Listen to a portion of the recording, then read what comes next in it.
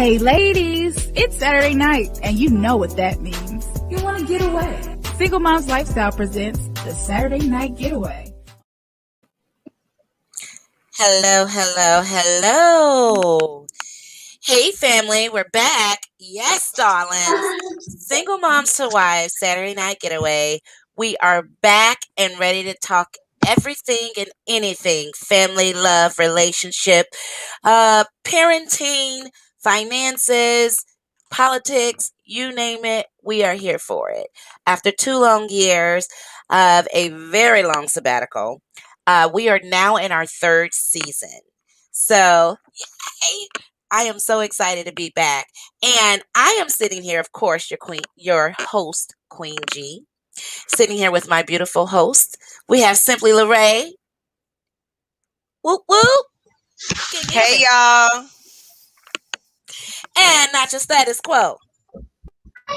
Hey everybody. Hey, Annie. And of course, we have my handsome husband here, Mr. Corey Poe. Greetings. That's the male voice, y'all. And I'm super excited to introduce this amazing, phenomenal pastor as well as author, Kasin Hamilton. Thank you for being here with us. Hello. Thank you for having me. Hey, God, I'm so glad you're here because this book is everything. We will be talking to Pastor Kasin Hamilton a little later on in the show. But tonight's hot topics, of course, we'll be talking about communication is key. And of course, Pastor Hamilton's book, Marriage is Not for Everyone. And then we'll get into a little fun and games and we'll start just kind of talking about pet peeves and see what everyone is like on the other side of the tracks outside of the show. So we'll have a little fun with that. But before we get into the show, I do want to wish all of our February birthday people a very special happy birthday. I know it's at the end of the month, so we definitely want to wish you guys a happy birthday. And then going into my birthday month, whew, honey. Aries, stand up, first of all. March 25th. Hey, I'm the 24th. Whoop, whoop. So, happy birthday to everyone leaving and coming.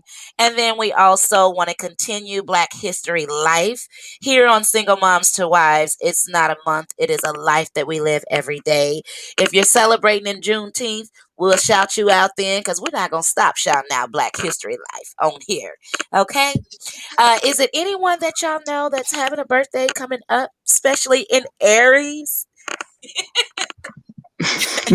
Anybody in March? I know who I got. London and Nico. And of course, rest in peace, my pawpaw. He is the 17th.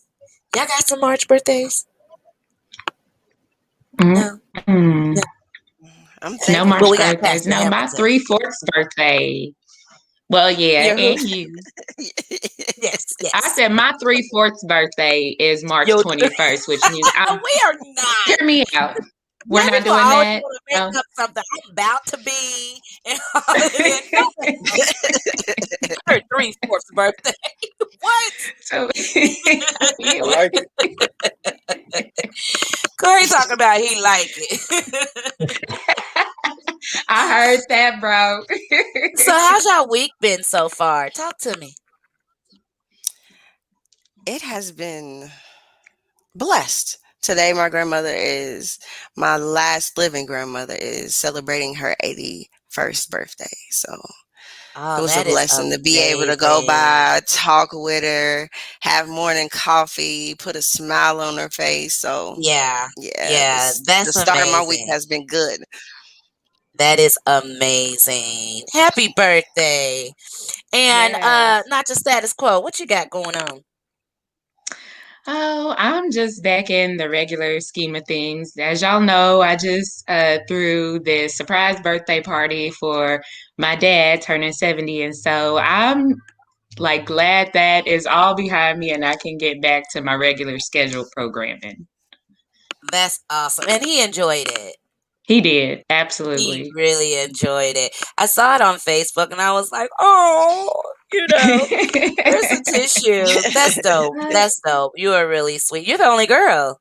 That's it. Just me. So Full I had thing. to do it big, being a daddy's girl, and we did. We Absolutely. brought him to tears. So mission complete. Oh Oh, yeah, oh yeah. and that's hard to do because he thug life, baby. No, really, he's not. Yeah. That's what's up. Pastor Hamilton, how's your week been? Oh, it's been a blessed week.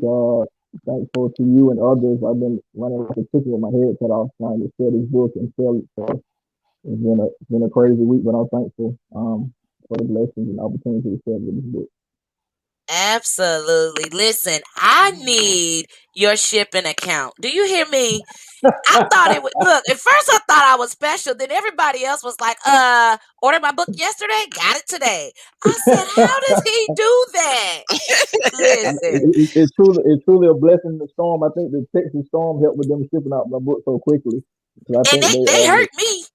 They they hurt my did okay. online store. Yeah. Okay. Yeah, I did standard shipping and the people were getting overnight.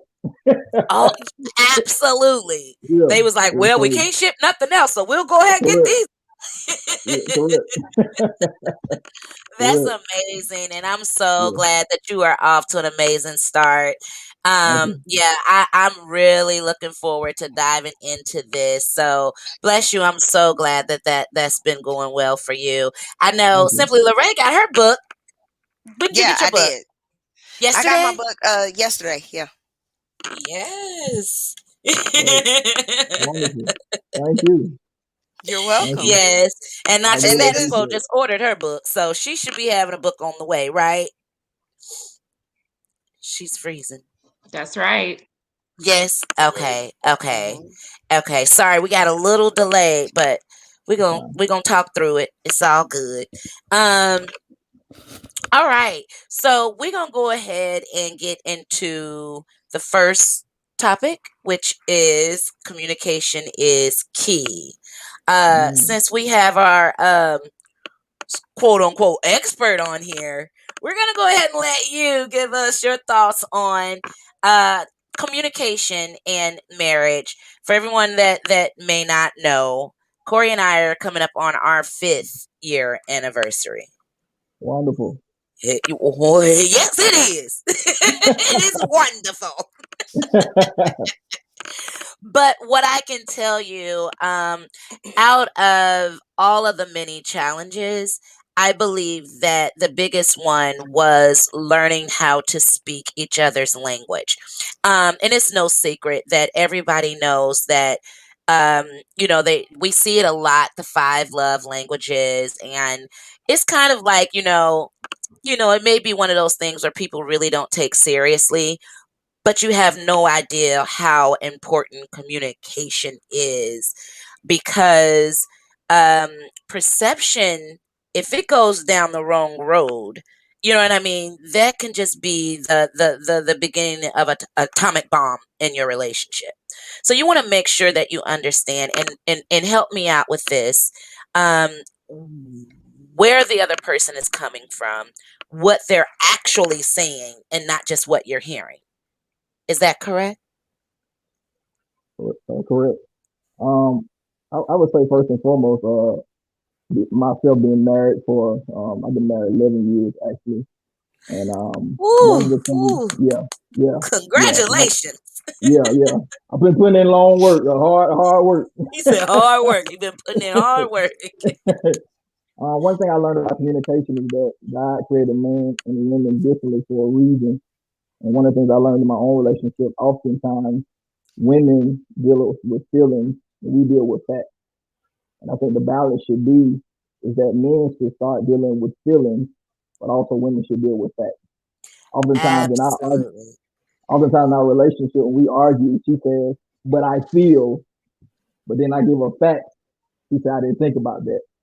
But then on the flip Okay. side, I ignore what she feels because I'm only dealing with facts. Uh-huh. So so we have to balance each other and say, I need to deal with my feelings, but also you need to deal with the facts of the matter. Because oftentimes in a Absolutely. relationship, we're not really listening to what people are saying. We're thinking about how we're going to respond to what they're saying. Yep. So I'm not really gauging your issues. I have a rebuttal to try to win the debate, but the debate doesn't help the relationship. Absolutely. I find myself being raised around.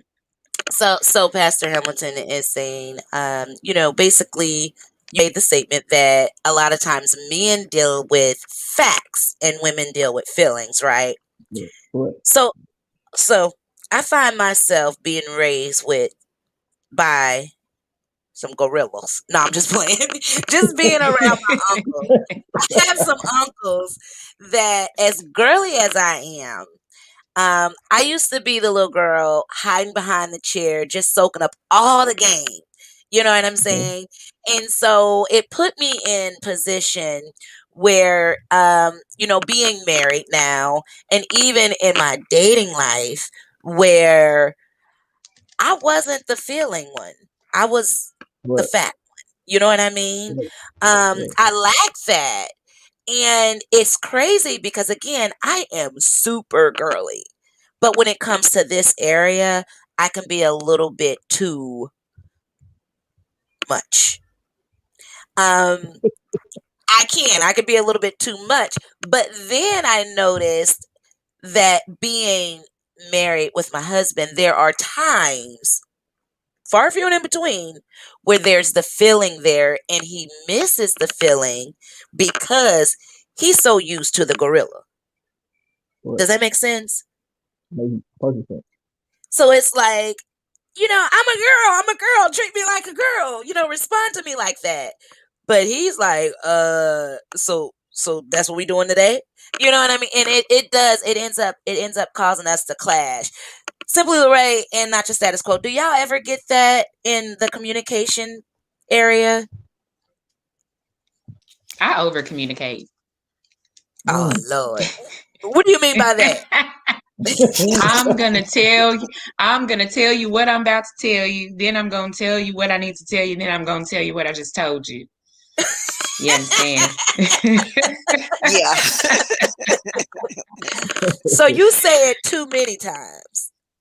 Yeah, and it gets on folks' nerves, but I feel like communication controls chaos. And so as long as I am at least keeping an open channel of communication, then that's all I can do. The other thing is that, and this was something that I just kind of like picked up overall for myself because I'm a terrible listener and I really don't. I hadn't listened to what folks were telling me. I would just be ready to argue my case, and Mm, so like practicing active listening is something that I've had to do in relationships in general, like with my children, with my parents, with my colleagues. And I think that's helped me at least get a better understanding of someone else's perspective. right, right. So, Pastor Kason, how important or how much talk to us about over communicating at women to men. Can that become a problem though as well?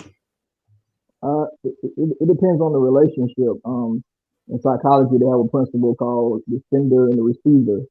Mhm. And one of the issues they say, the biggest issue in communication is that you may feel as if you're sending something, but the receiver is receiving something else, Mhm. right? So it is, in essence, if you paint a picture, it's like telephone poles. Between each telephone pole, there's currency that's keeping the power going from pole to pole. The issue is that what I'm saying may not be what you're hearing. So Okay. I may say, I want to spend more time with you. You don't spend time with me. As a sender, the receiver may take it as you're trying to control my schedule. You want me in your space all the time. So I guess the job is Oh. there's no such thing as over communicating. Both people in the instance have to communicate properly and help understand what the other person is saying. That's why in between conversation they say it's healthy to ask questions, not condescending questions, but do you actually understand what I'm trying to communicate? I'm not trying to control your schedule, but I really like spending time with you. I like being in your personal space. Not you just don't spend time with me. When you gonna give me some time? Because then Right. the receiver may see that as controlling. So it just is really key to make sure that both parties understand where each party is coming from, because you can send one thing and then the receiver can interpret it something totally different. And so I know, to what you were saying, not just status quo, there were instances where I would actually repeat something over and over and over to my husband. And I remember, when we actually went through counseling and just working on the communication. And one of the things he told me, he was like, "Say it one time," and I'm like, "Well, sir, if you actually did it when I said it," but he's like, in so many words, like, "I'm not your child. Your child, you may have to just, boy, get in there and do the dishes, do the dishes, do the dishes. But I'm an adult." You know what I mean? Say it one time and give me an opportunity to let you see that I heard you. So I was like, okay. But I can sometimes over communicate too, not just status quo. So I get that. I get that. Simple Little Ray, talk to me about communicating in the relationship. I would say I am learning to be a better listener, and I like to communicate and try to understand the other person that I'm dealing with, as well as just really learning to, as I read in the book, like look at it more like an interview. See if Hmm. these are the qualities that I'm looking for, or is this somebody I'm going to be able to get along with in the Hmm. long run. Like I never looked at it like an interview before. Okay. Okay. Okay. I like that. So I definitely want to talk to Pastor Kason about the interview part. I'm getting to that. Period. I listen. Right. I'm like rolling, trying to hurry up. But okay. So then, tell me how. Talk to me, Pastor Kason, about uh, and not just status quo mentioned this as far as being a parent. I know sometimes when you're playing both roles, or you're in both roles, let me not use the word terminology playing. When you're in both roles, me, for instance, coming from being a single mom to a wife, I've had to have that very dominating, in control role. So transitioning that, um, into wife language was really rough for me. Like, really rough. And even now, I have young adults. So the terminology, as far as, the level that they understand now as opposed to when they were younger, it has changed. And then I got to change again, and switch back over and make sure I have a conversation. I can communicate with my husband still in a respectful manner, but he's on a different level. You're talking 40 versus 20s now, or 40 versus 17 now. So it's just a constant, wave of different levels of communication. Does that make sense? But, How do you find balance in that? well, in all honesty, life is about changing roles and putting on multiple hats. The reality of it is that none of us can survive in any arena of life if we don't learn how to change our hats. So, for example, with your crew on this show, when the cameras are off and y'all talking intimately, there's certain dialect, there's certain linguistics, there's certain language that you will use in your intimacy that you won't use on your podcast. The same way as if when you communicate with your husband, there's one you communicate with your husband that you won't communicate with your kids. So it's just that life is just about changing roles, understanding what role are you currently in. That's what I even, deal with in the book. The reality is, especially about marriage, it's a job that you sign up for. No one forced you into it. And then once we get a position, then we don't want to play our part. And that's the problem. So when I sign up as a husband, you sign up as a wife, fiance, whatever position you're in, you must understand your role at that time and play it accordingly. And if that's not a role that you want to occupy, don't sign up for it. Marriage is one of those things that it's not something anyone forces you into. It's something that you choose to go into.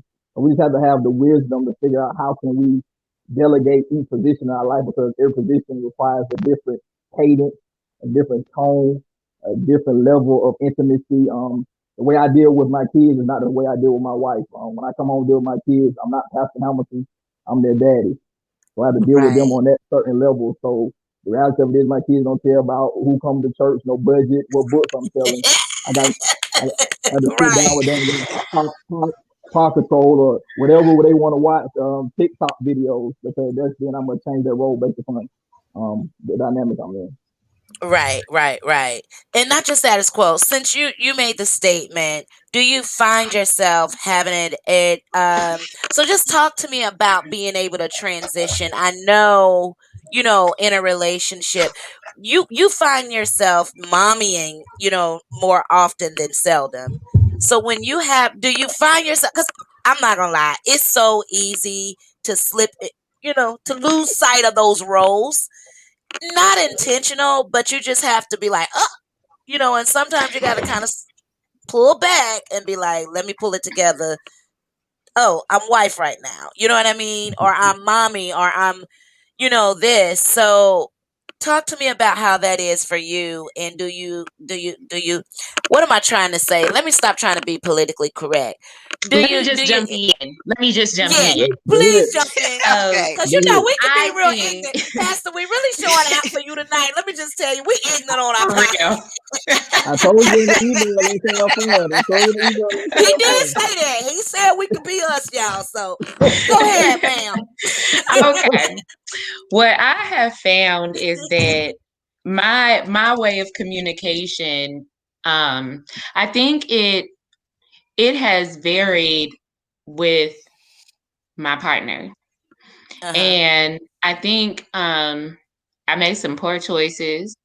And I think that the person that I partnered with, because we weren't right for each other, I think that's why the communication, regardless of how much I tried to give opportunity to get, this perspective, get his perspective, and then share my perspective and see how we could coexist together, that just wasn't the person for me. And so it didn't matter what language I was speaking with that individual.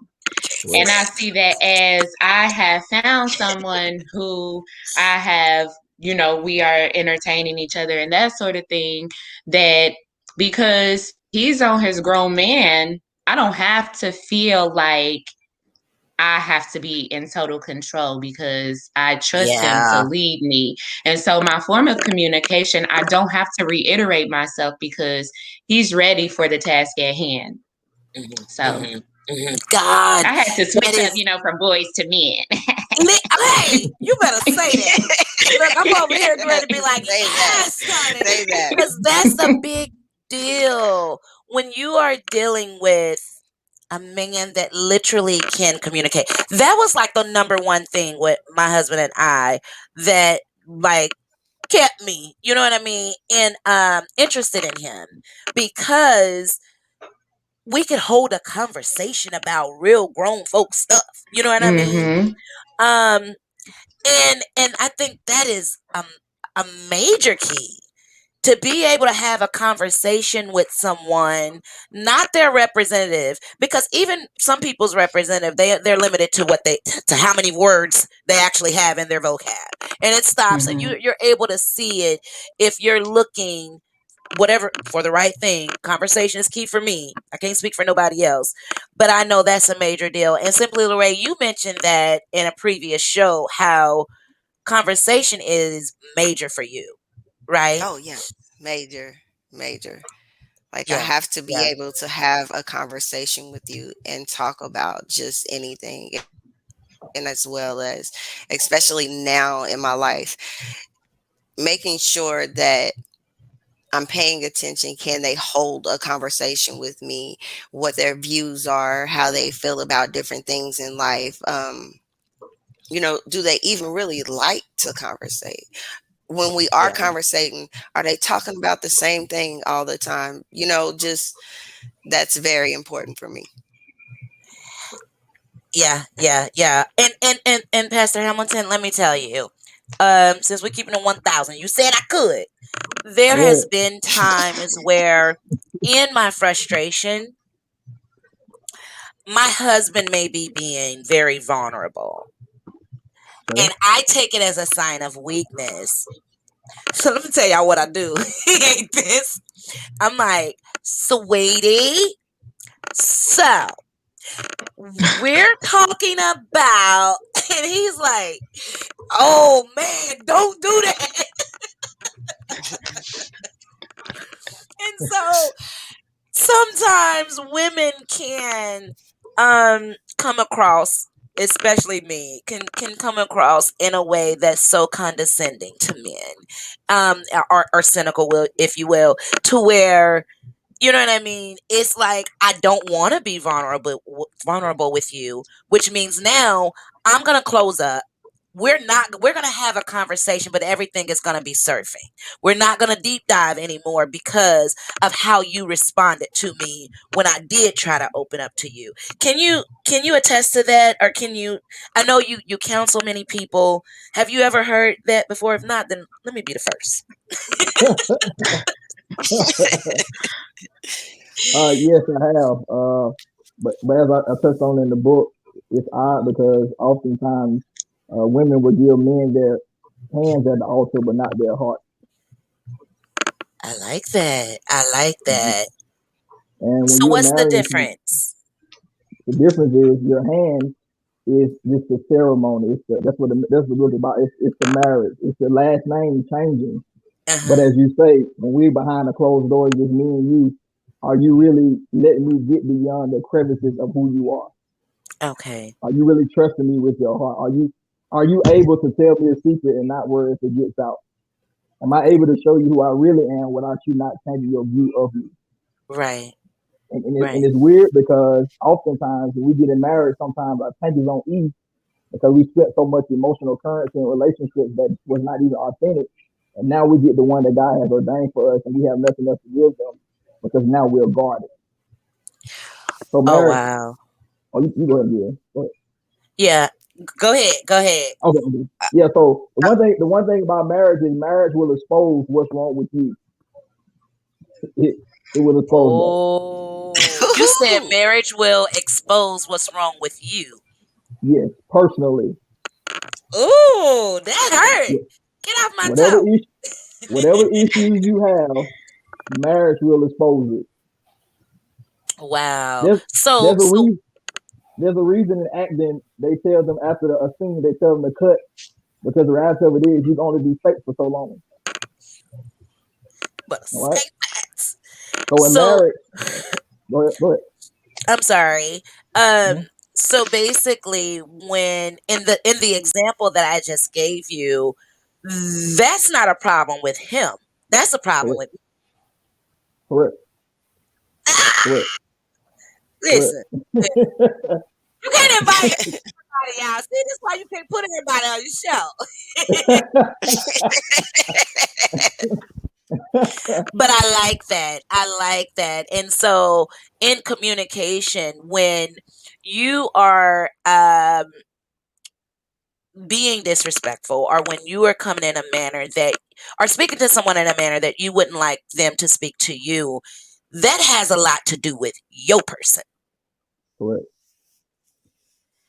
Correct. Okay, then. Simply the Ray. Say something. The conversation is most definitely getting good, and that is well, I'm finding in dating right now that I'm paying more attention to how I feel when I'm around someone, when we're conversating and paying attention to different things that they don't know about me, but they may be a certain way that they respond to me or talk to me or act towards me, maybe tapping into other things. So I'm beginning to like, okay, like they don't even know me in this way. So why is this my response? So it is really, I can say that just paying more attention in dating now that, I'm paying attention to a lot more of some of the issues that I have. Okay. Okay. Okay. I like that. I like that. Simply Lorraine, are you there? You Hmm. kind of. Yeah, Oh, I'm okay. here. Okay. Okay. Yeah, I like that. Um. So we have got to go ahead and switch gears. Um. I listen. I don't know about y'all, but I am ready. Pastor Hamilton, I'm here. listen. Everybody, can y'all see the book? I want to make sure we don't have like anything. Let me get a little closer. Is it smeared? Can y'all see? Y'all got it? Pull back some. Pull back. Hmm. There. Okay. It's like this little thing in the middle, but it's a glitch, y'all. Don't worry about it. Marriage is not for everyone. Simply right. Where your book at? It's right here. Let me see. Period. We in here. Thank you. I feel bad. I appreciate it. You're Now welcome. You're I have welcome. Thank you. listen, I have a little disclaimer. Okay. And it is that my husband has been very irresponsible in reading me my bedtime story every night. But this is our choice.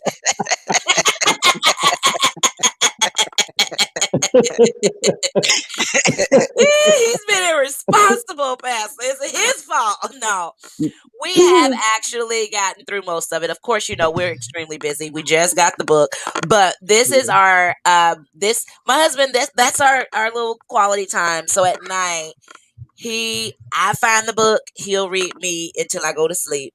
And what happens is I just start snoring real fast. So, but for what? Let me just tell you from the very beginning when Corey Poe read, baby, listen, the intro, I was like, I want a refund. I thought this was for me. So let me just tell y'all, if you think, this is one-sided, it's absolutely not. Not at all. I love how you deal fair and square across the board. And I have never read anything more transparent. Um, the title alone is dopeness, especially coming from a minister. You probably will have never heard, and this is why, God, y'all gotta hear him speak. You gotta hear him preach You're gonna get me into everything. trouble now. Listen, you are just as. But you know what? In 2021, that's the one thing my husband and I look for in leadership, and that's transparency. Um, you Mhm. caught my attention literally the very first time I ever heard your sermon because you've always been transparent. And I love that about you. We need that. You know what I mean? We need that. So, without further ado, tell me, we are going to go ahead and get into Marriage is Not for Everyone. We have pastor and author. This is book number three. Three, correct. This is book number three. So tell me talk to us, um, Pastor Kasin, and tell me what inspired this book.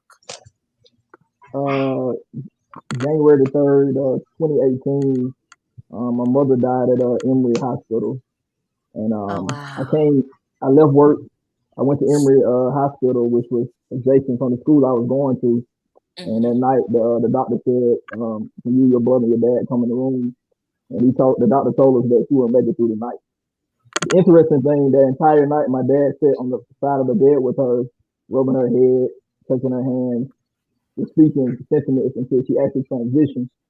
And then the Holy Spirit pricked my heart that night. He said, "You actually saw in person a contract being fulfilled." And I said, "What?" Mhm. I said, "What?" I Yes. didn't get it. I didn't get it at the time. I But as felt time that. went on, the Holy Spirit started dealing with me about that there are many people marriages that start at the altar, but it ends up in the courtroom. because they didn't fulfill the contract that they assigned to agreed upon. So I actually Ooh. was able to see vows being fulfilled, for better or for worse, for sickness and health, to death do us apart. And the reality of it, most of us, we don't even get to that part because we never fulfill our contract. Oh, wow. Well, definitely condolences to you and your mom. Thank And man, I felt that. I just felt, I don't know about anybody else, but I Mhm. felt that. Yes, And most definitely. ooh, go ahead, Simply Lorray. Well, that's what I was actually before we started the show. I was literally just talking to a friend and we were talking about relationships and I just stopped and I was like, literally, I have seen every great grandparent, every grandparent literally be together until death did them part and nobody remarried. So I know what It's a possible. relationship is. Right. That's possible. That's what I've been groomed for. So I have to be aware of the type of partner I'm choosing, making sure I'm choosing somebody for the right reasons. Hmm. Hmm. Yeah, yeah. And that's the. I mean, I really love how you explain that because when I think of you know, me and my marriage, I am definitely committed to the commitment. You know what I you. mean? I'm committed to the commitment and then I'm committed to the man, but I'm committed to the commitment first. And I've been saying that. And that's because um it just holds me so much more accountable. I can walk away, and I have walked away from so many people, places, and things, you know. But the commitment is something that I hold near and dear to me. For one, because the way my story began, I feel like I've never really done anything in order. And then I feel like I've never held myself accountable for it to anything, for anything. Mhm. And so for me, it's not an option. It's rough. It's hard. Can't think of anything in my life, not even childbirth, that has been harder, you know, more challenging than marriage. But the grace that comes with it, I don't want to know what life is like all from underneath it either, if that makes sense. I do. Uh Not just status quo. So I know you can definitely relate to Pastor Kasin's story about his parents fulfilling their contract. Tell us a little bit about how you've grown up with that. Well, my parents have been married for 41 years. They just celebrated their 41st wedding anniversary last month. And it's beautiful.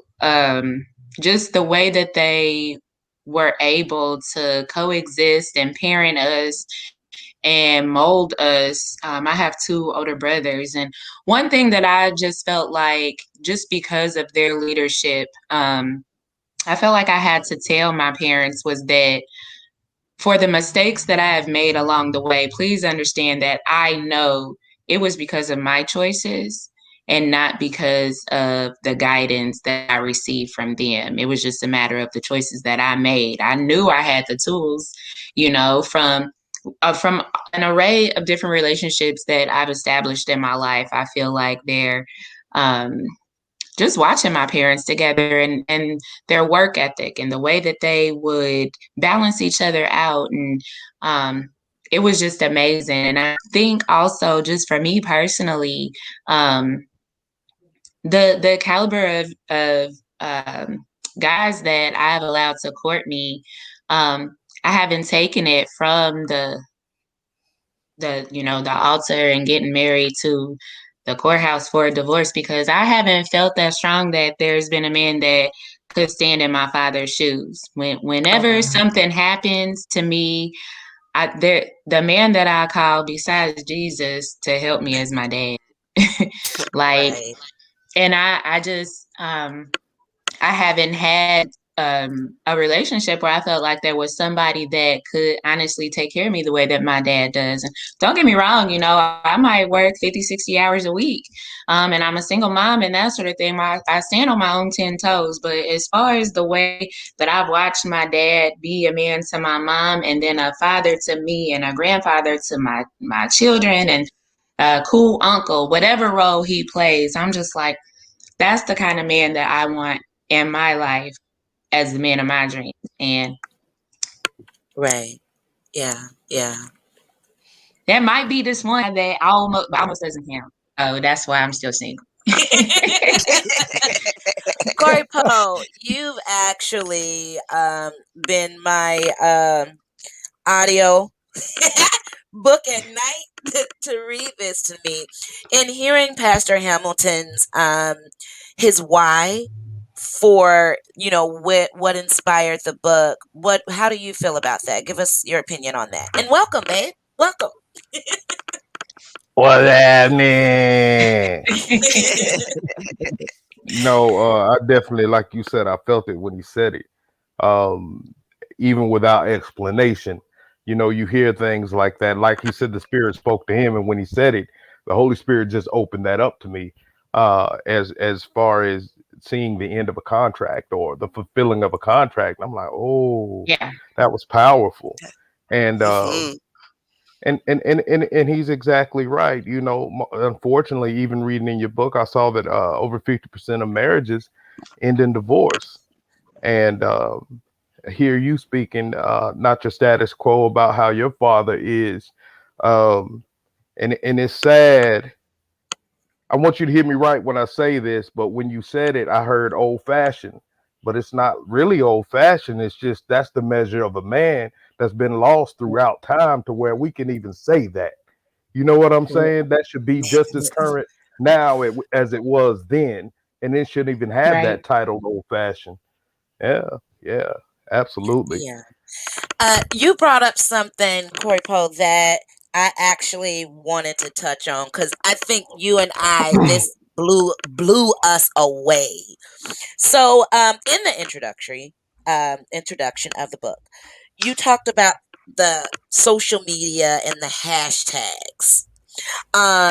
You talked about how so much, and I'm summing it up, energy is put on all of the what is it? It's the wedding, the ceremony, all of the shallow, vain things of being married. None of the things that really are the core pieces. You know what I mean? The foundation of marriage. So you spoke and gave some numbers. I just want to kind of give you guys just a synopsis of some of these numbers. He said the database produced top hashtags, and just scrolling through Instagram, wedding dresses, 34.7 million. Hashtag wedding cake, 7.3 million. Wedding photography, 30.8 million. And wedding hair, 7.1 million. And then you went on to give us what you felt and what really is the meat and potatoes, you know what I mean? The foundation of a long lasting marriage. How about that? And so we come over here to like pre-marriage counseling, which is definitely, my opinion, recommended. 500. We have pre-marriage coach, fewer than 100. We have pre-marriage course, fewer than 100. So, can you talk to me about what made you put that in the introduction? And is that a good place to start with why you say marriage isn't for everyone? Because of their perception of what it is. When I put that in the introduction, because just like Miss Know Your Status Quo, I believe that's your name. Not your status And our quo. parents, correct. 41 years. My parents were married, and they're 36 years. That's combined of 77 years of marriage. The interesting thing is that my mother and father knew each other for 9 months, and had a wedding. They had a marriage that lasted for 37 years. Now watch this. Watch this. Our generation will spend 30 million on a wedding that only lasts 30 days. Yep. Yep. Wow. That's Yep. crazy. Yep. Yep. Wow. Because Yep. we like the idea of a wedding but not being married. So Yeah. we don't even have the character to even stay married to anyone. I can say this personally. My father, they may have had issues in their relationship. I'm pretty sure they did. But I never saw another woman. He never left the house. The lights Come were on. never off. She was always present. I never heard her call my mother out her name. Nothing. Even my mother pressed this button. He didn't say nothing crazy. Wow. So Wow. now it made me think now, we're in a generation now because we're dealing with a selfish generation. Mm-hmm. That's why we're so enamored with look at the technology. It's called iPad, iPhone. Everything's about I in this I, generation. I like that. Mhm. Yes. Yes. So, Yes. so, Yes. so now you get into a marriage. Marriage moves you from I to we, Mm-hmm. and Mhm. that's a problem with a lot of people. So the reality is this: that even in weddings, to be honest, sometimes the wedding is not about them together. It's about the woman saying, and I've been in many weddings. I need to show my girlfriend I'm now married. They're not. I need to Yeah. post my picture of my wedding dress. Uh-huh. Yeah. I know Uh-huh. he's no good, but I just need to change my status from single to married. So now Yeah. you're enamored with the wedding, and then once the lights and the cameras and the cake is gone, now reality is, like my father said, it's just you and that person. Mm-hmm. Ooh. Can I still stay Mm-hmm. with you when the mask comes off? Mm-hmm. Can I stay with you when I really know you? So my whole idea of this was we have to have honest conversation, even in preachers in church. Some people don't have the capability to be married or stay married. Ooh And the wee. problem Yeah. with the church, and I'm gonna go here tonight. I told you other. I'm gonna go here tonight in church. Yo. Often we get married because we're trying to escape horniness. I It like has nothing to do yeah. with love. Yeah. So now Yeah. you're in Yeah. church. It's better for you to marry than to burn with lust.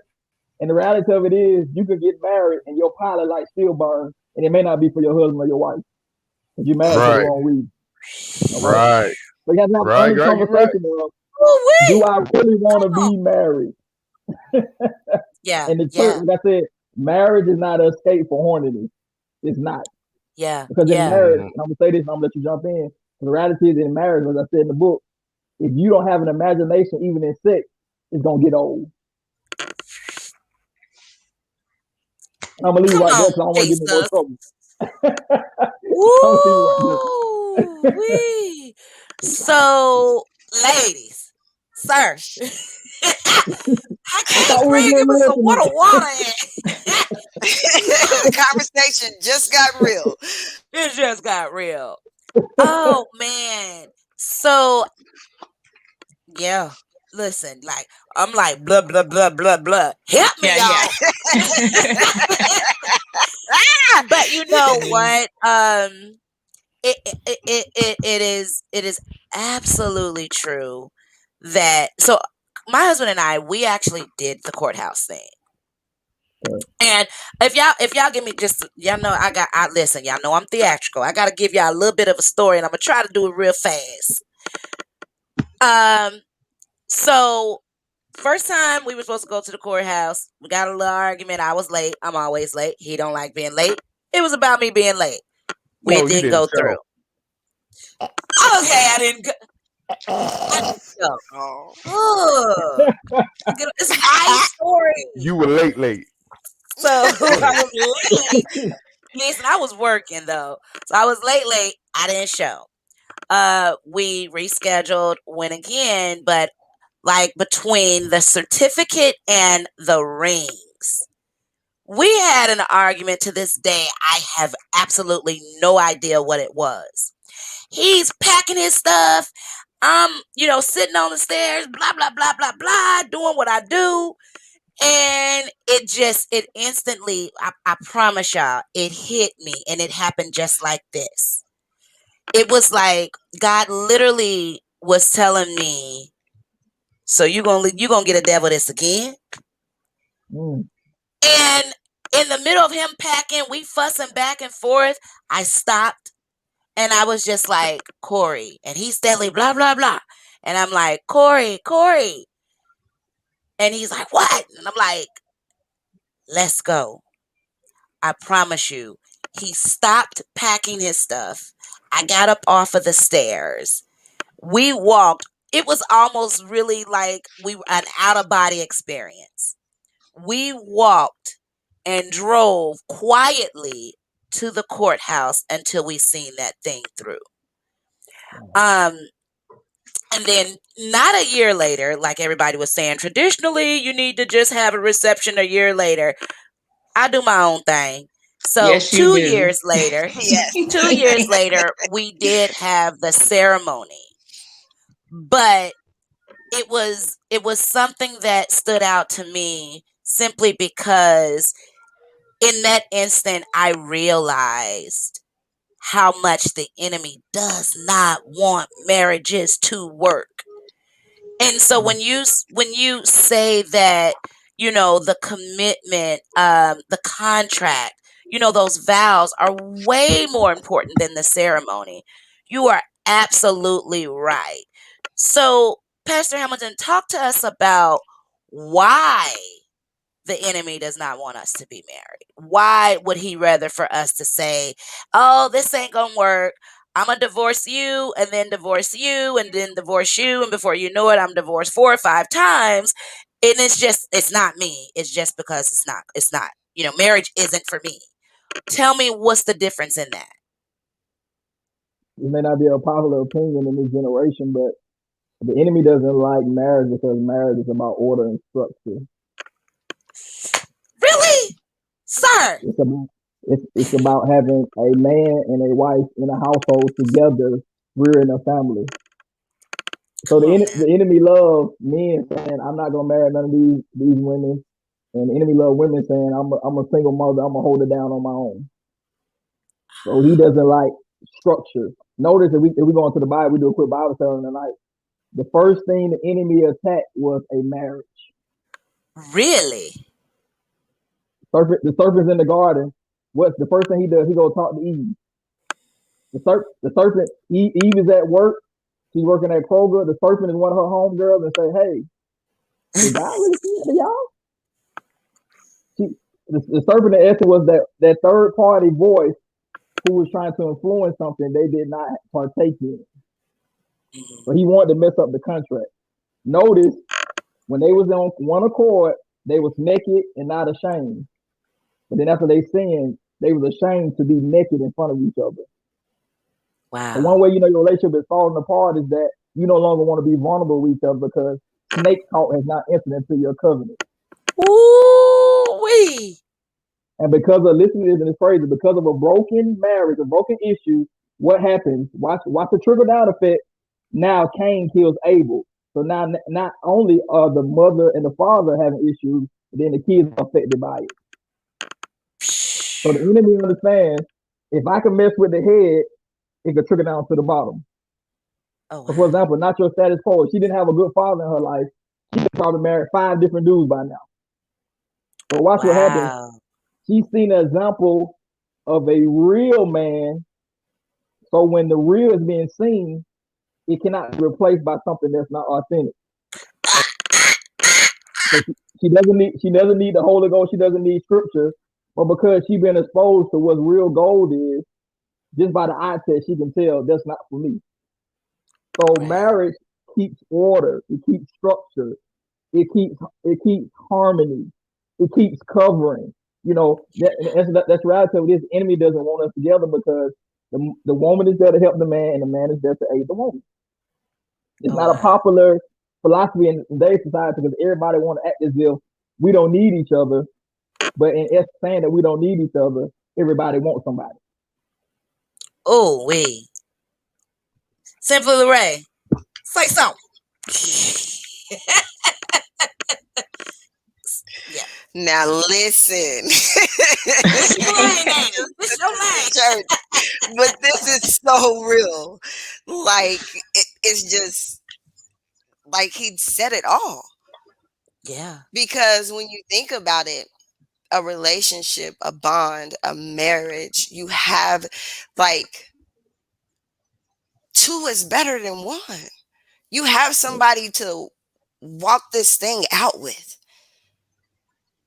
And if you can't have healthy relationships, then you're and you don't know what a true covering is, and you're not under any covering, you've never had that example in your life, you you know, you're easily distracted, you're easily thrown off. Like it's just way better to walk this thing out with a partner, with strong people around you, with brothers and sisters. Like, if you think about it, he comes for all types of relationships, like he said, because he attacked the first relationship. Wow. And now all of our relationships are mangled and broken if we don't know what it looks like. And if he can continue to attack marriage, then think about 3 or 4 generations from now. If nobody's willing to stand with their partner and walk that thing out. Right, right, right. Yeah, yeah, absolutely, absolutely. Corey Poe, man, you know you teach me a lot. I have never heard it explained in this manner where the enemy attacked the first, like literally the very. I never heard it explained in that manner. How do you talk to me about that? I've never heard it put that way either. But he's right. He's definitely right about that. And the way I feel about it, also, the scripture compares our walk with Christ. It calls us being the bride of Christ.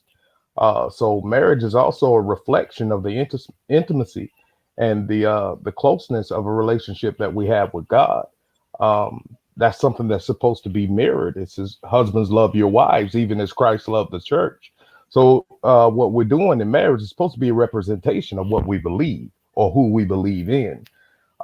So just listening and just what like simply Lorraine was saying, what you're talking about generations from now, what will marriages look like? That's also a sign of apostasy because it's a falling away of the faith that's mirroring itself in the way that we're handling in marriage. It speaks one to another. I love that. I love that. Um, so, Pastor Hamilton, you literally gave a table of contents, and one thing that listen, y'all get the book is all I'm gonna tell you. So you have lying, y'all. Lying at the altar. I'm just, and I'm gonna skip around because I'm trying not to do too much. I want y'all to buy the book.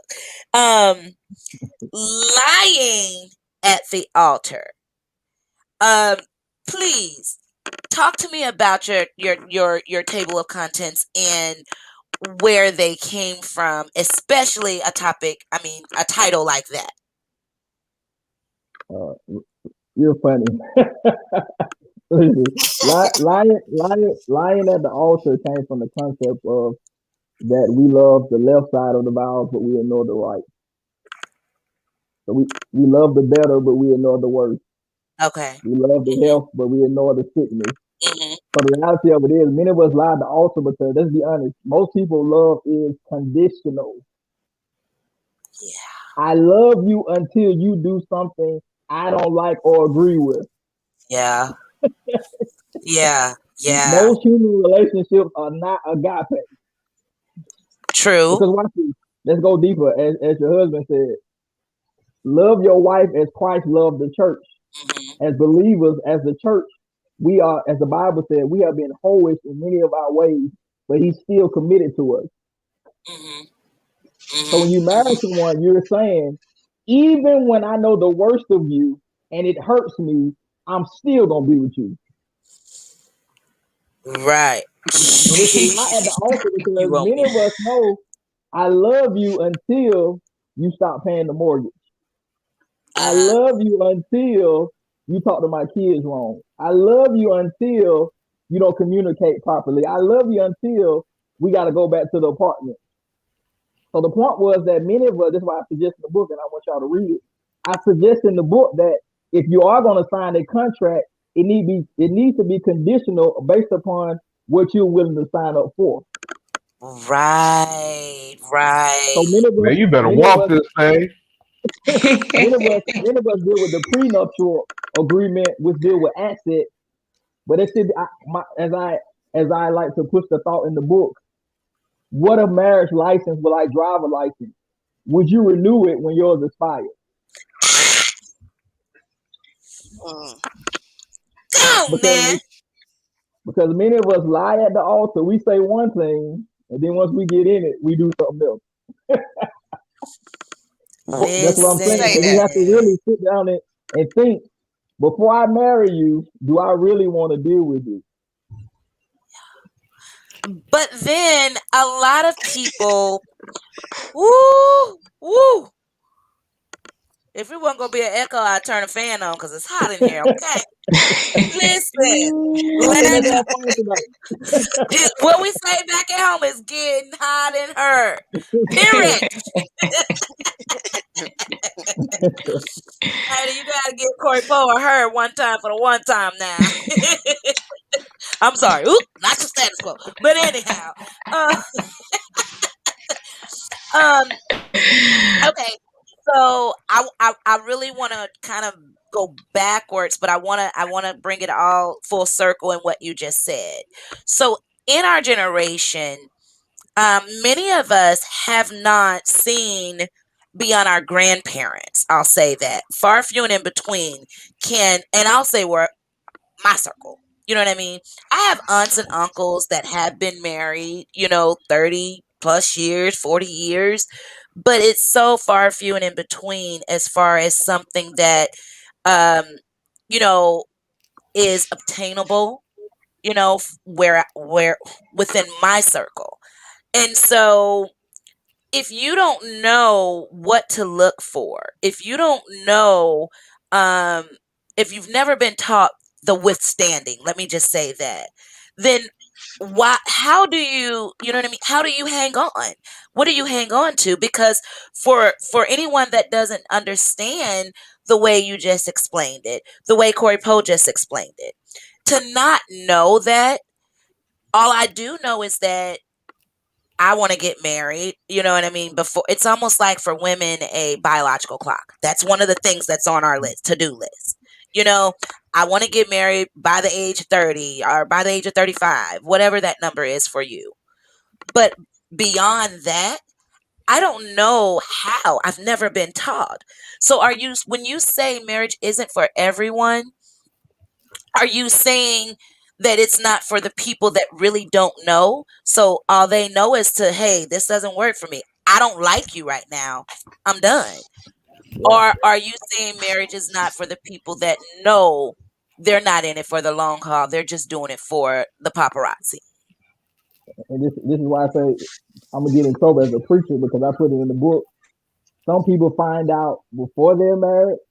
Some people find out while they're married, and some people find out after they get divorced. Right? This is a self discovery because watch this. You may think you're marriage material or want to be married, and once you get married and say, this ain't for me. There's some people Like just flat before out they get ain't for me. just flat out. Some people just know it's not like I put in the book. If you're selfish, don't get married. If you like your Okay. house a certain way, you like your TV a certain way, you want to eat at a certain time, stay single. It's okay. My point is, and it's not popular in church, if you know that you don't want to be married, stay single. My issue I have is you now want to give the illusion of a marriage to seem holy, but you live in unholy. Mm-hmm.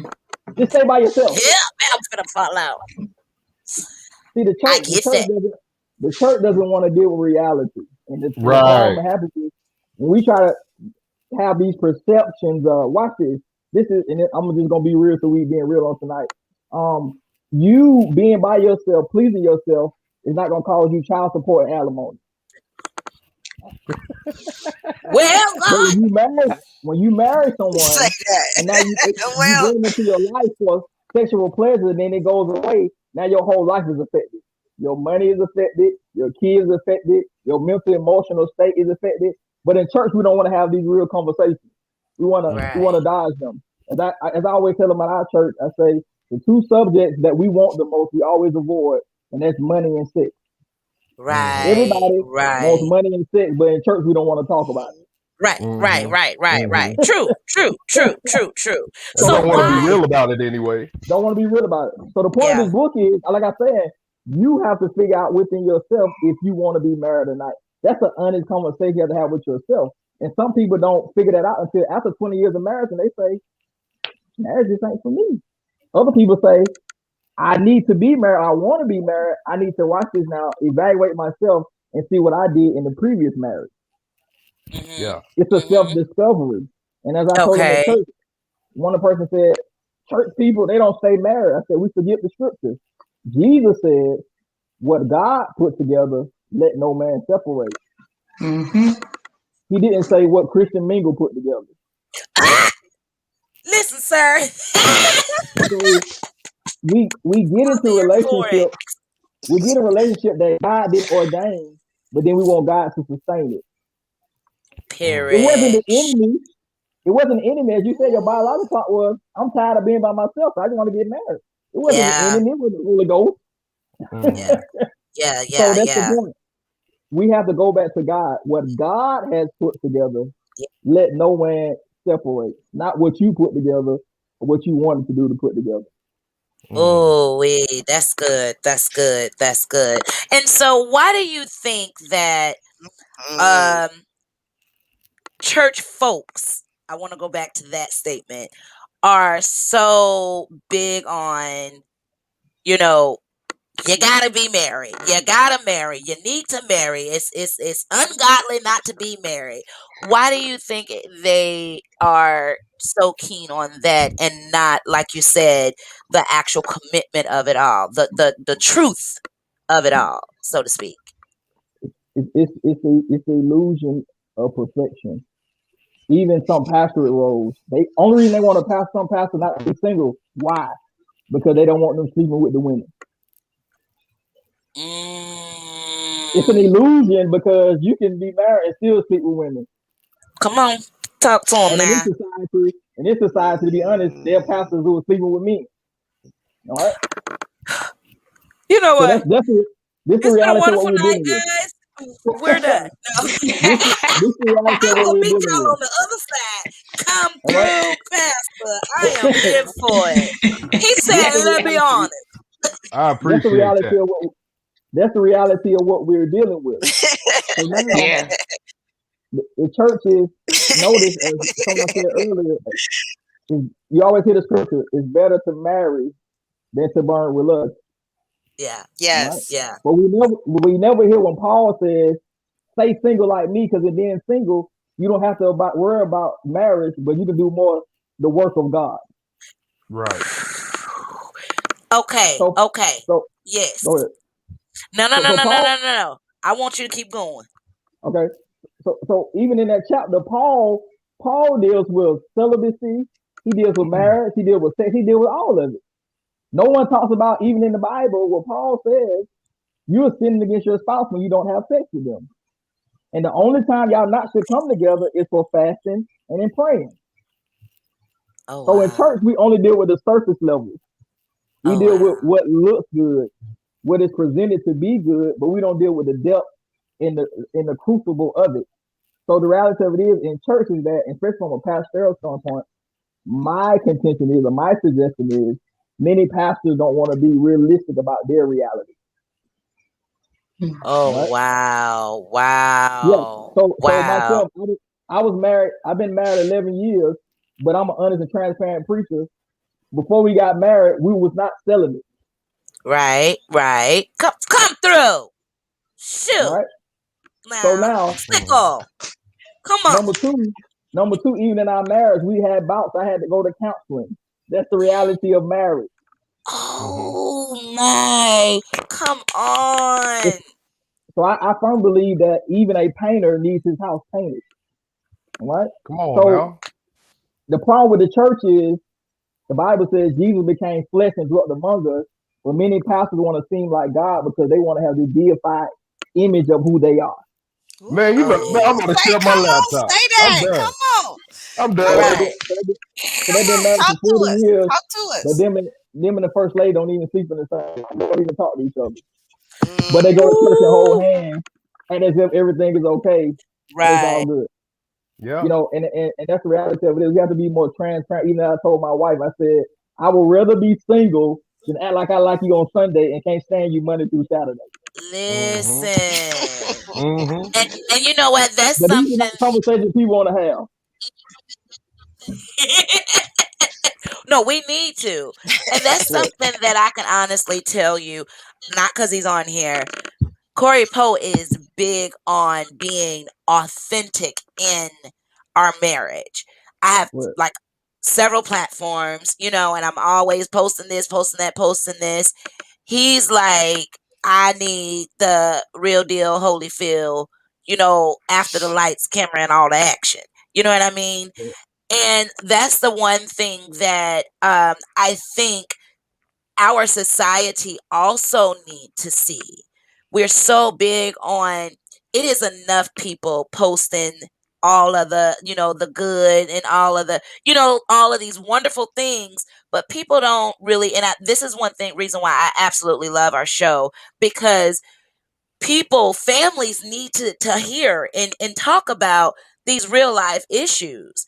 You know what I'm saying? We want to still by what we see, right, not what we know. You know what I mean? But it's a lot of times people people literally need to know it's all right to not be all right. You understand what I'm saying? That to me is the biggest try anybody can give, is to understand that it is okay to not be okay. And right. and I think that what you've done, I don't think I know what you've done has been long overdue, and you didn't hold back not even a look, what they say, a little tank. But this is what families need. This is what um we're sitting here with Nacho Status Quo, a single mom. We're sitting here with Simply Lil Ray, and both of them, of course, I'm sure, desire to be married. But you just took so much pressure, if I can speak for you ladies, off of them, feeling like this is what society needs to see me in, or not just status quo. I need to show my parents that they didn't do anything wrong. I need to get married. Not that she's ever said that. I'm just saying you have people in their positions that this is the weight they're carrying around daily.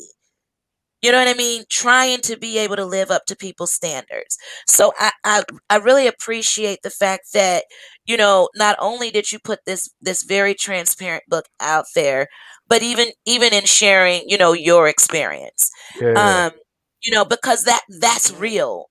It's an obtainable goal that I know I can reach, even though it looks bad now. You know what I'm saying? This is somebody that's saying the going got tough for me. You said you went to counseling. Do you know how many, first of all, ministers? I'm the counselor. That's what they would say. Not go to counseling just because of the title that they have.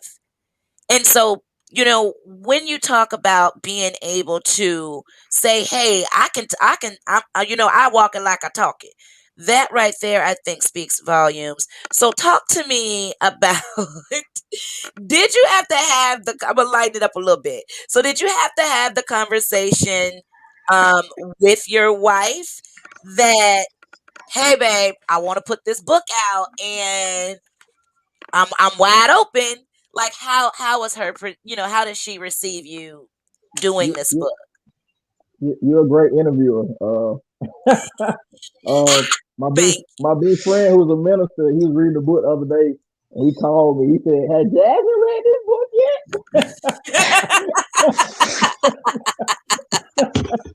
And I wrote in generalities. I told her about she's reading it right now, but that's why even when I can share this, when you inboxed me today, you said what is off limits to talk about. I said my wife and my kids because I'm a very open book and she's Right. more private. Right. Right. You know, Right. I'll put Mhm. myself on the stand at any time, but she doesn't operate that Absolutely. way. So she's reading the book now, but she knows how I approach ministry. Even my kids hate when I reference them in any of my sermons. So, but I just love to be honest and transparent. And as even in disclaimer, I said these are my experiences. Right. Right.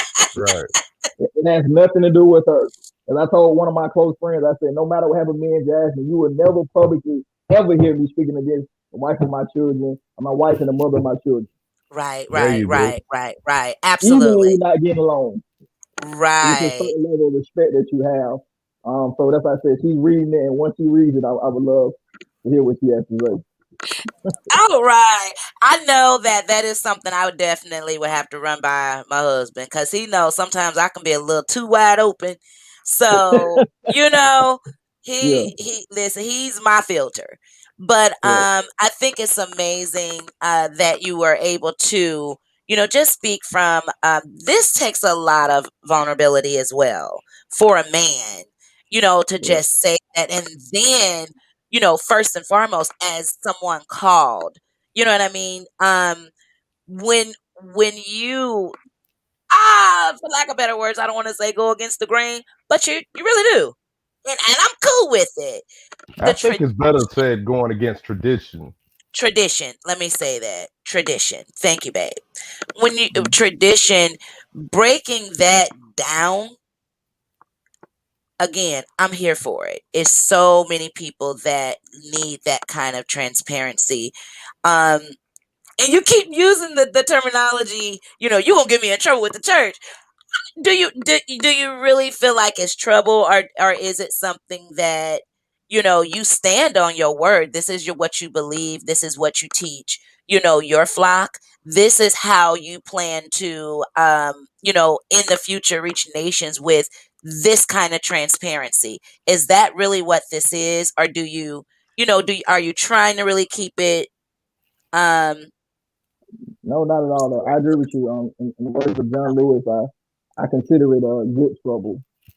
There you If you go. I notice, like that. if you notice how I wrote the book, I did not put Bible scriptures in it Uh-huh. because Uh-huh. my focus now is to throw my net out into the world and catch as many fish as I can. Um, Ooh, that's good. Jesus' ministry never worked in the church. That's why he took it to the street. It never Mhm, worked in the mhm, church. mhm, All right? mhm, So I'm not even concerned with the mhm. church because Right. the church want to keep playing church, and Right. I have no interest Hmm. in playing church because the church is full of theatrics and games. All right, Ooh. Ooh, I have no interest in that. All right, I just one of my pet peeves is you're gonna talk about later on your show. One of my pet peeves is fake people. I hate it. I can't stomach it. Ooh, say that. So so if you notice, that's good. Jesus' ministry was controversial. That's why they killed him. That's good. So That's some people good. may not like this. So any ministry you have and everybody likes you, I dare to say God is not in it. Come Yeah, on, yeah, brother. yeah, yeah, Because yeah, Jesus Uh-huh. yeah, Say said, yeah, that. yeah, yeah, yeah. if they persecuted me, they're gonna persecute you. All right. Absolutely. Ooh, wee. I So Brother, like it's the that. point it's is, is what I'm trying to do now is in a street term, I'm trying to sell this product, but I'm looking for a different audience because the church don't want to receive it. Okay. Right. right. I So like that. I'm aware of it. Most of my preacher friends who may see this, the preachers, they're not going to support it because in their church mind, they competing with me. They're not trying to see the truth of the book. Right. Ooh, Right. wee. So he's speaking the That's Hmm. truth, but it's coming from another pastor, and I'm competing with him, so I can't get with it. It's all right, but it ain't no scripture. It's not doctrinal. So my objective is to get, even if I'm preaching on Sunday, I want to reach the person who don't believe in God, who has no interest. Even my ministry, it's men come to my ministry. Even online, men say, I like your transparency because men want the truth. yeah, They don't Hmm. want yeah. high five your neighbor, flip over 3 times. Men want to see, can you be vulnerable and talk about how God is working through you? That's why Paul said, "I became all things to all men, so that I may reach some." Mhm. Mhm. Okay. That's my Mhm. goal now. That's why I no longer preach in three-piece suits. I put on my black T-shirt with a gold chain because I'm trying to reach a different demographic. Come Say on with that. it, man. Who we Because the Mm-hmm. living reality, It's like? over. yeah. So the reality of it is, even in a spiritual sense, if we're fishers of men and we're trying to bring in fish, it's just like the dope game. I can't go on the corner selling product and I got a three-piece suit on because they're gonna think I'm the Fed. So Right. I must look like Ah! them, act like them, talk like them, get in Hey. relationship with them, and then sell them the product. That's why Jesus sat down with the sinners to convert them. And Jesus said, I didn't come for the sick, I mean for the saved. I came for the sick, those who are in need of physician. Yeah, So that's yeah. my job now. Because the church has Amen. moved from a hospital room to a courtroom. And we can't save Ooh. people while we're judging them. So I'm trying to bring the Ooh, Ooh. truth say back to that. the church. My, Oh my, yeah, boy, my, you on my. fire. You on fire. Man. Yeah. Yeah, you on Yeah, fire. yeah, yeah. Look, we all in here like we students for real. We in here like so I not got just my status quo. paper. I got my paper. Listen, I was just ready to Right. say, but not just status quo. I threw that in, and y'all know sometimes I have to slow down because I talk really fast. But you mentioned something earlier about your parents and their 41 years, and you letting them know that the choices you made is not a reflection of anything that they've shown you other than, you know what I mean, the withstanding this thing called marriage.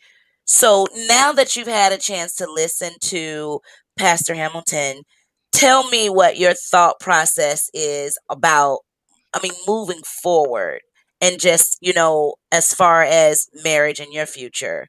How does that, how does this sit with you now, hearing a minister say it ain't for everybody, you know? Yeah, it might not be for me because I'm too picky. Like, I don't even want to say I'm too picky.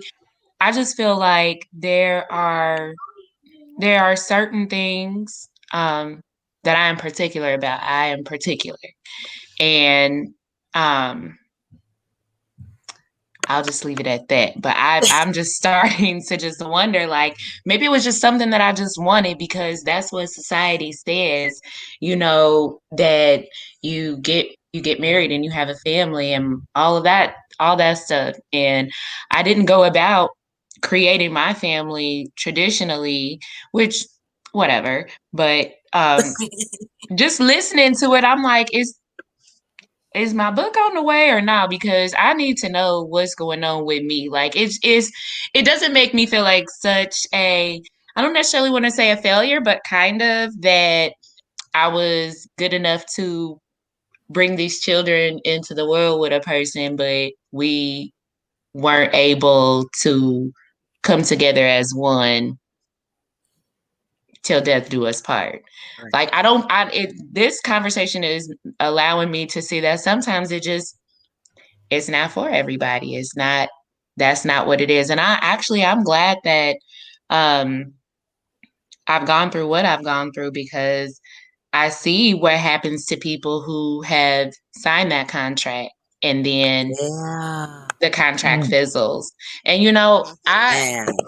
I'm in this whole transitional state of my life at this point where marriage is more of a topic versus just dating. Like Hmm. I'm not in Hmm. a I don't want to date and I don't want to do that. I just either want the husband, I want the husband to do like things that maybe I have created an image that doesn't exist. Like I haven't had this thought That's process that, good. was really a reality. And I don't Mm. know. I feel like I am old fashioned when it comes to um relationships and that sort of thing. Hmm. But I'm gonna tell y'all, because Pastor, you said we could keep it real tonight with you being on here.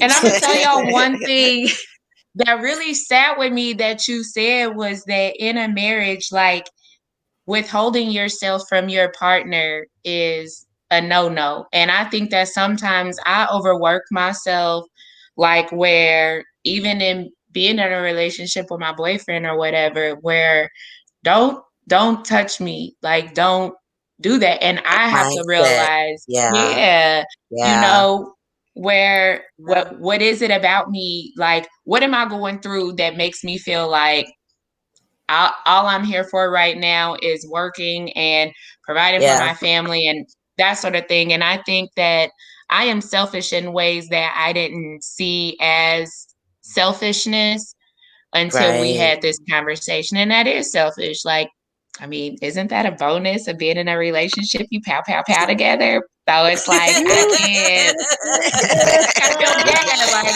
sorry, babe. I didn't mean to keep myself from you. But She's like, like, that was sorry, real babe. talk. You know, Yeah. like, Pastor had me like, I've been tripping all this time. No wonder he's angry. Can I give a disclaimer? Go ahead. Go This ahead. this is the crazy part. These are not my words. It's in the Bible. Uh-huh. And there's Check. that. And that's that on that, boo. And there's Mm-hmm. that on that. Mm-hmm. Yeah. But you know what? Not your status quo. The thing about your book that's on the way, he also, the things that you mentioned, it's a beautiful thing that you are able to point that out, speaking from experience before marriage. You know what I Yeah. mean? Because Mhm. something you said earlier on, Pastor Hamilton, is that we don't really know what it is until you're in it. And I can honestly say, with my husband right there, we was just like, who are you? You know what I mean? And Corey Poe sometimes, talking to the gorilla, he'd be like, who raised you? You know what I mean? So it's one of those things you got to understand when if you have time, I'll say that, to really work on you and these things and answer these questions and be able to read Marriage is Not for Everyone, and know by the time you finish this book where your place is, and what your position is. Let me say that in the topic of marriage, that to me, I think, is being so fair, not only to yourself but to the other person, because time waits for no one. And it's information like this, when we don't have it, and it's my opinion, we're, I ain't gonna lie, you going in completely blindfolded, and even still you don't know what you're getting into until you're in it. Like I said, I absolutely love being married. I love the covering of marriage. But Corey Poe and I had to answer a lot of these things in our marriage, and we still are. You're constantly learning about yourself. You're constantly learning about the other person. And there is a lot that comes out. So, not just status quo, being able to say that, and Pastor, correct me if I'm wrong, I don't think it's so much as maybe it's not for me, for her, as much as I need to really deep dive and take a look at these things before I enter into that commitment. Would that be a fair assessment? Correct. I totally agree. And and also too, if I could minister real quick, I don't want you to think that the things that you were dealt with in your life is by chance or coincidence. God has a unique way of bringing the whole picture together. This is the beautiful thing about God, that even in what we call a sin, fornication and not working, He still brings a blessing out of that. All right. Yeah. Yeah, yeah, This is yeah. this the reality of God. This is why I love God. God ways are uncanny. He's uncanny. This is the Bible. God used a single mother by the name of Mary to bring a savior in the world. Mm. Say that. Now she a Could you crybaby, imagine? so hold on. Could, She a could crybaby. you could you imagine what the people said about Mary, who was Yeah. married to a man, but she's pregnant by somebody else? Mm, Mhm. mm, mm. That's good. How in Yeah. our world that's seen as sin? She's a mother out of wedlock. Hmm. Hmm. It's The not optics of conventional. it. The Yeah. options of Yeah. it look, thank you, brother. The options of it just look wrong. Mm-hmm. So Mhm. prophetically, I want to encourage you on tonight. In your mind, your options may look wrong, but in the eyes of God is right. Yeah. Come Watch this. Yeah. on Watch Yeah. now. this. Uh-huh. Yeah. Romans Uh-huh. 8, Yeah. Romans Yeah. 8:28 says, in all things God works, not some things, in all things. So if I could Mhm. just take a stab at it, I don't think your issue is that you're not marriage material or you're not going to get married. Back to chapter number 1, you're in a process now of when you get with this person you're dating, interview them and make sure this is who God wants you to have. Mhm. Say Mhm. that. Mhm. Yeah. Don't bend. This is what God wants you to have. Mhm. Not what your Yeah. friends said, not what you feel, and what you may not like this, and he may not be like your daddy. Yeah. What Ooh, that's Mhm. good. what does God want you to have? Mm-hmm. All Yeah. right, Yeah. Right. because what's good for me or work for me may not work for you. Yeah. Mhm. This why even in the book I talk about appetites. I say, Right. listen, on each street there's 50,000 restaurants, but they all say the same thing: chicken. You might like Chick-fil-A. Somebody else may like KFC. Somebody else might Yeah. like churches. Yeah. What fits you? What works for you? So I don't think, if I could take a stab at it, I don't think that you're not marriage until marriage not for you. I believe you're in a blessed situation now because you're doing something that a lot of people don't want to do. That the Bible says you are examining yourself.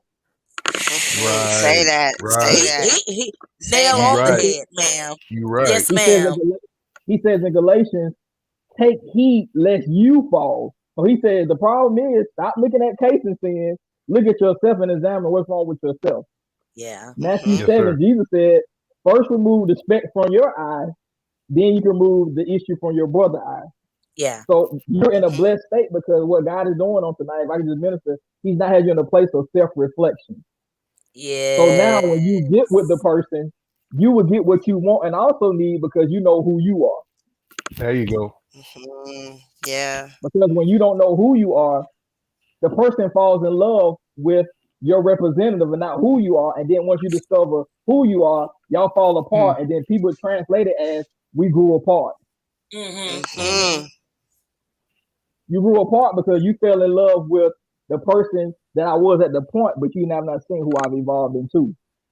Mhm. And Okay. that's what I was going to say Yes. too. I heard you say they fell in love with your representative. I know we say that a lot, but I think the better terminology is a version of me. And like you So, said, when you see a different version of me, you know what I mean, or a different side or a different facet of my humanity, my personality, that's when some of the challenges come. It's not like I was putting on out the gate. That's just, Mhm. you correct, know, that was a part of me. And then Yeah. as correct, I begin to feel more comfortable with you, you see other parts of me, other versions, not other personalities, so to speak, but just people are multifaceted. You know what I mean? You just see it from a different angle. You see how correct, pressure affects me now. You know, there wasn't any pressure at that point in time. And I think it's all Mhm. part of the Mhm. process so people Uh-huh. can see what they need to see. Mhm. correct, Mhm. Mhm. correct. Mhm. And that, Mhm. and I love how you said that the version part of you, because that is so true, even in the natural sense. Even your computer would tell you it's time for an update.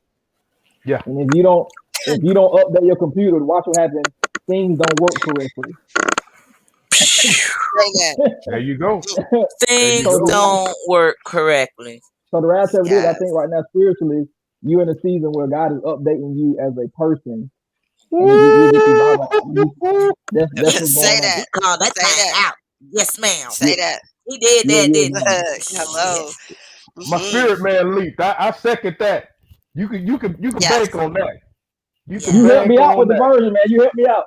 Yes, And sir. Simply Lorraine. Yeah. Now I know that we actually was that our first topic I think our first topic second topic was Mhm. dating with a purpose. Our second Yes. show. Excuse me.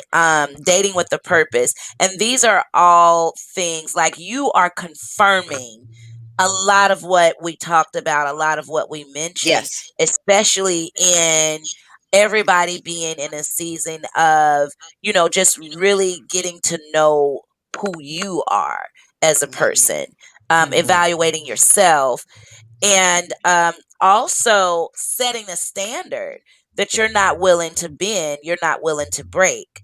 Because a person, like you said, their representative, whoever is wearing the mask at the point, the mask basically, it's giving you what you need for that moment. Because listen, when the lights go off and the crowd leave and the curtains close, it's real, and you have to be able to, um for better or worse, this thing, you literally Mhm. have to make a decision for better or for worse.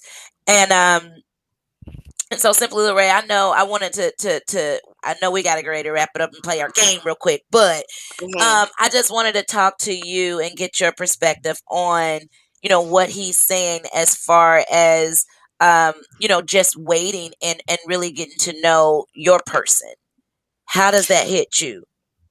I mean, he's confirming it a lot because, like, personally, just being real with myself, I like in the book, there came a point where he said, like, you're in a blessed place. Like, you're in a place where you're growing. And I see my place as, like, I'm in a blessed place. I'm in a place of isolation. Sometimes you have to be by yourself in order to get to the next level. Right, I right, can say I want all these things. I can hope and dream for all these things. And the book helped me confront, am I ready for that? Do I have this, and this in order so that I can be a life partner to somebody? Or, ultimately, is that what I really want? right, right, right, Or do I want to walk this thing out single? I mean, like, because it's not for everybody. And understanding it's a personal choice. And are you doing these things for the right reason? Because when we come together with somebody else, there's different things that we need. And if you're like, I'm in a selfish place, I would say I don't really take it as being selfish, but other people might. I'm not too giving of my time if it ain't what I'm supposed to be doing. I'm not trying to get distracted. I'm not just getting ready to, stop everything I'm doing right now to give somebody else what they may be wanting or needing right now. I know I don't have that to give, so there's no use in me wasting somebody's time. right, right. And you know what? I absolutely love that you literally played, the side played each side of the fence with your book. You spoke from a perspective of, those that were already married, and then you also came and spoke to those that have not, gotten married, or is considering marriage. So, Hmm. people, I don't please don't let the title scare you off from even thinking that, it's not for you. It is for everybody. This is well written and well rounded book. You didn't leave out the married people, the divorced people, the single people. You didn't leave out anyone. And even speaking to those that are already divorced, I think it's confirmation, just saying that, hey, it's all right. Maybe it just wasn't for me, or maybe it just wasn't for them. You know what I mean? Or let me use this time to work on me, so that the next time I'll be able to get it right. I'll know what I'm entering into. Because a lot of times, like I said, I ain't gonna lie, I don't know what that judge said. The first time, I don't know what he said at the courthouse. I know I was just like, I do, and I do. Let me get through this. And Corey Paul tell you, we Oh, literally pulled over on the side of the road, and I was just like, I feel weird. I feel like we need to pray. He was like, okay. Man, did not. He true know what was story. going on, True story. but but at True the story. ceremony, as fun as all the glitz and glam and shebang was, the vows actually are. That is when the vows spoke to me. You know what I mean? That is when I was like, "Eh?" And it's a part on the video where I kind of was hesitant, and he was like, "Are you there?" Corey was kind of looking at me like, "Are you there?" Oh, But I I said, was huh? letting huh? But you gotta let it all sink in. So before we switch gears, I want to play a really short game with you. Tell the people where they can find you, the book, how they can buy the book, and also, do you if if you have any speaking engagements that you'll be doing, anything like that on your book, let us know what's going on and what's to come with marriage is not Okay. for everyone. Yes, you can find me on Facebook, Kasin K Hamilton. Also on Instagram, KKHam25, 86. I have a couple of speaking engagements coming up, and I can confirm that on my page within the next couple of days. And also the books are on my webpage, www.kkhbooks.com. You can go on there and buy a book. Also, you can inbox me if you're in the city of Atlanta. Uh, Shoot me an inbox, say I want a book, and I can meet you somewhere, get it to you. Doesn't matter, just let me know. And if you want to bless someone with it, just let me know, and I just want to be a blessing to someone. All right. I absolutely listen, this was so fun. Um and you know, just let everyone know at the end of the day, if they're, let's just say they're just now tuning in, let us know again what the intent and what your purpose was for writing this, and who you are actually targeting, who you're trying to reach out of your mouth. I know what I think, but what you let the people know what your intent was. I'm trying to reach everyone. Hmm. The whole purpose of the book was that whatever relationship status that you are in, I want you to have a sense of serenity, have a sense of peace. If you're single, I want you to have peace in that.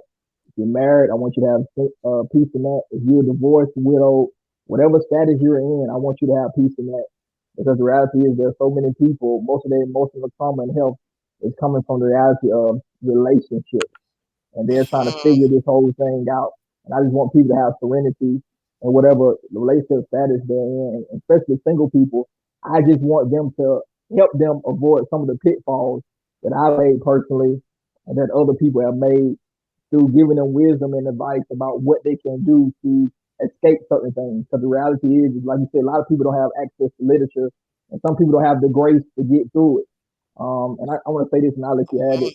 One of the biggest, like I said, I was talking to a friend of mine and said, "What's one of the biggest regrets you had even getting married?" I said, "One of the regrets I had getting married was you should never, if you can, you should never get married. You should never get married when you're broke." Oh, Uh-huh. oh, oh! That is actually one of your titles. That is one of your titles. So why do you say so, that? so me being young, getting married when I was broke, it caused emotional strain. That's why I put in the book, love is never a cure for broke. Okay, say I, that. I, can, I can love I you all like. day, but love won't pay Georgia Power. Wi- Love won't put Mhm. Miss Yeah, Sally I Cole, you need to crossed be my in trouble legs. tonight. Look, Miss love, Yeah, a Stansfield. long time ago. You Mister hear me? Stansfield said, "Well, Jesus." look, look, Mhm. love won't keep a roof over your head. Mhm. Right. So now I'm broke. I had a job. I lost my job. And because I had no funds, man, watch this now. I had to go stay with my mother with a wife and she's pregnant. So Wow. now there's tension because I'm trying to raise a family in somebody else's household. Because watch True. this, I didn't take the proper step of considering my financial state before I said I do. Mhm. All right. Yes, sir. So some people don't make it out of that. All right. Because the Wow. mother can start meddling. The wife say I'm sick of living in this. Now they divorce. Why? Because there wasn't a plan considered for financial status. So if I lose my job, can we still maintain? If they lay me off Wow. tomorrow, how are we going to make it through? Do Hmm. you have investment? Do you have a 401k? Do you have any stocks? Do you have any bonds? Do you have any life insurance? Do you have any wills? These are all the conversations you should have in the interview process. But as I said in the book, the problem is when we're dating, we do more touching than we do talking. True. Mhm. So we don't even deal with these issues Right. until, as your husband said, the pressure is now on you. You're married with a kid and you stand with your mama. Now, are you gonna fold as a man, or as a man make a way out of it? Right. So my Mhm. point is, I want people to really evaluate themselves and say, hey, even I'm broke, I can afford barely a hamburger for myself, so I surely can't take you out on no date. Be real with yourself. Yeah. Watch this. Hmm. I'm Yeah. temporarily broke for this season, but I'm working towards my goal. Right. Mhm. All right. So Right. my point is, the whole objective of this goal of this book is not to make you feel down, depressed, or sad, but people need to really have a conversation with themselves and say, do I really want to be married? Or I do want to be married. But first, evaluate myself. If I know I'm anal about my house, I don't want you to walk through my house with my shoes off, and I want my controller a certain place. Watch this. That's cool when you single, but what happens, watch this, when you get married to someone, you don't live with them and they junkie. Ooh. Mm. Yeah. Yeah. See, when Yeah. you single, I love you, but now you get married, y'all now arguing about why you didn't put your clothes on the hanger. Hmm. See, these are All that. conversations that people All don't even that. have. Yeah. They don't even have these conversations. So this is the reality of marriage and relationship. I want Right. everyone to have peace in the state that they're in to say, hey, I'm happy single, I'm happy married, I'm happy divorced. I just need to figure out where I want to be in my life. And I pray that this book do that for me. Oh man. That's a I don't know blessing. about y'all. I could literally just keep going and keep going and keep going. This has been an amazing time to just spend this time with you and learning and just soaking up all the free game, y'all. This is what it is all about. Y'all gotta cop this. It's everything, and we definitely are here for the ride. Keep us posted. Tag me. You know everything that Yeah. you have going on, whatever you have going on. We definitely want to support you, support all of our people. Just moving forward. That's the movement for me. Is support. So thank you so much. You got time for just a little game, just a little game. I mean, before I go, first and foremost, I want to say too, if you don't mind, if you read something you like in the book or something bless your soul, just tag me into it on social media, or just share it with someone too. If you have a girlfriend, homeboy, friend, someone that need it, even if you just finish reading it, please just give them the book and let them read it.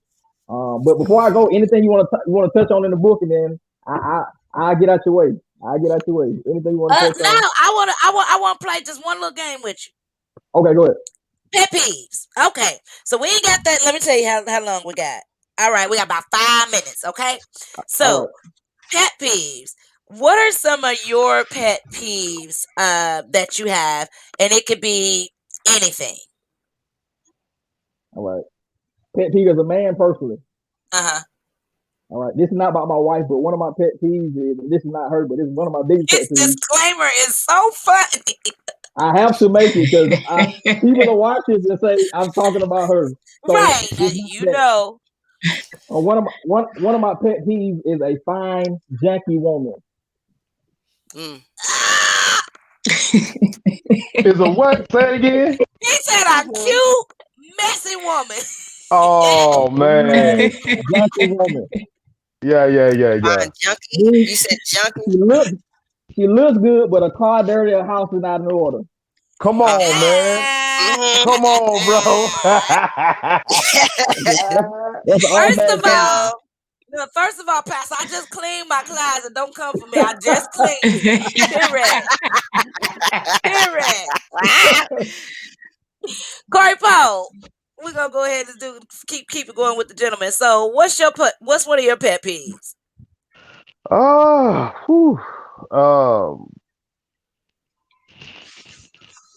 oh, not keeping commitment. Uh, Okay.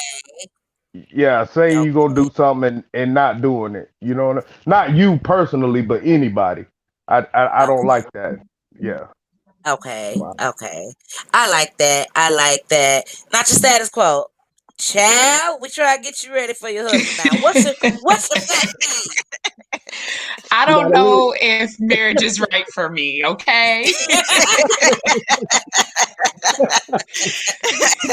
I need What's to your pet peeve? reevaluate my pet. I need to reevaluate that. I can't play this round. I got too many pet peeves. That's my problem. Give us I give fold. us one. Give us one. He mentioned one, I would but give us one. I would say one of my pet peeves, and I'll just make this relationship linked, is it really bothers me when, like, because I'm upfront about the person that I am and what my expectations are. I put it on Front Street that I am picky, particular, what have you.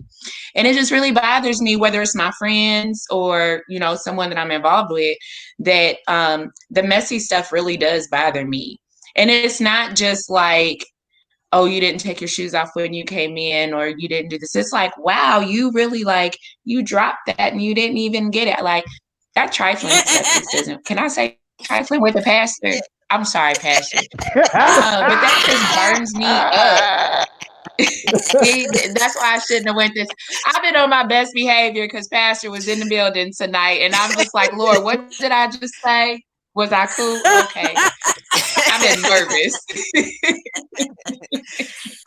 Dang, girl, you is too funny. Simply Lorraine, what's your pet peeve?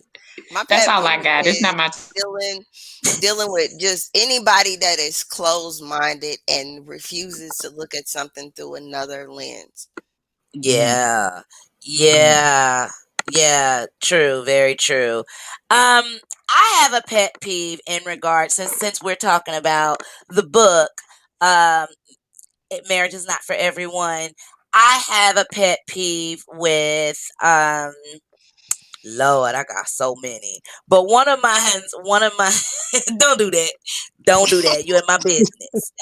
Uh so I'm I just think trying to help you preach that thing, baby. right. For me, okay, one of mine is, in the beginning, first of all, the newness of a relationship, the representative. So in the beginning, all the chivalry stuff where you're opening doors and you're pulling back my chair and all that. Not you, babe. But I don't like when people start, especially men, start something like that and they don't keep it up. You know what I mean? If you open my door today, you open my door every day. You know what Well, I if it ain't mean? me, you ain't got to worry about that. That ain't no more but pet peeve for you. You understand what I'm Shut it saying? down. Shut it Okay, You down. know what I'm saying? You ain't got to worry about good. that again in life. Shut it Listen. down. get it together, Yes, Yeah. yes. courthouse. Right.